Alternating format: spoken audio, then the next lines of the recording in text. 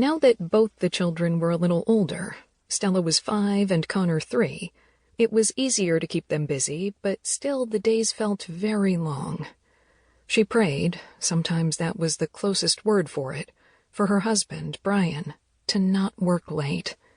With Stella in kindergarten for half days, Jenny was calmer, but she still watched the clock as she started dinner, making some small negotiations. If he is on time, I won't mention the hall toilet is running. I will fix it myself. If he is 10 minutes late, I will smile. I will ask about traffic. If he is beyond an hour, I will remind him he is missing time before Stella and Connor go to bed. Gently. I will be gentle, and I will ask him to read them their stories. If he does not come home at all... On occasion, these tiny bargains saw Brian sloping through the doorway in a suit crumpled from sitting all day at his desk and spending an hour in the car, but usually there was no sound of tires gripping the concrete of their driveway, no key scraping the lock.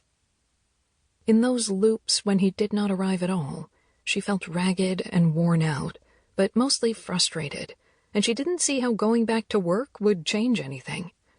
They'd have more money, but she didn't think they needed more money. Brian had suggested that the kids would benefit from being around their peers in daycare or aftercare, but Jenny didn't think either of them would like it all that much. The half-school days were hard enough. They were mostly solitary children and prone to colds. He didn't know them as well as she knew them. How could he, gone all the time? Though she never said this to him. Her own father had left when she was a child, and she knew he wasn't anyone worth measuring against, but she couldn't help but to compare. Brian was doing better.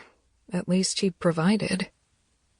Part of his working long hours had to do with Brian being in line for a promotion, though if he got it, he would also have to travel. He worked in software sales, and when her mother had asked her to explain what the program, as she called it, did, Jenny was at a loss. It's something with banks, like processing transactions, she had said, because she did not really know either, and because she thought this would make her mother lose interest.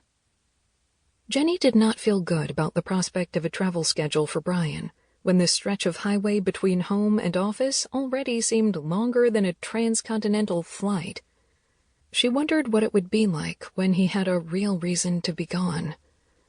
She conceded it had been her idea to move to the suburbs after she had gotten pregnant with Stella, and she conceded that she had willingly quit her job because she felt like she could. Her belly had bloomed, a halo around her, and she saw a chance to sink into the circle and disappear there for a little while. He had been angry about it at first, but that had passed. She took care of everything. She made his life easier. She had always wondered about women who had careers, like she once had, leaving work and not going back. But now she understood the appeal of a space where she was the absolute authority. It did not even matter that her children did not always listen to her, and it did not matter that they misbehaved and that sometimes she got angry with them for fighting, or that they demanded to follow her into the bathroom. They were hers. They belonged to her, and the world they inhabited belonged to her. And now it was Brian who had something she could not understand. By the time Connor was toddling, there were spans of weeks that she could count on her husband not coming home on weekdays at all.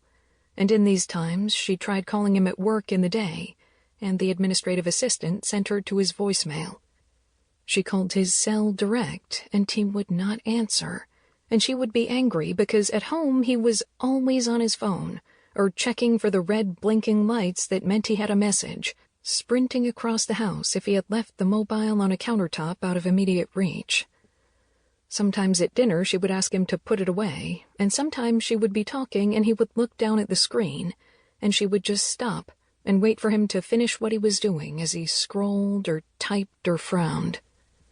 Once, she told him that she did not believe he had so many meetings that he couldn't call her back. "I've seen you take calls everywhere," she said. "Everywhere we go, you take calls and text." She listed some of the places where she had seen him do this recently.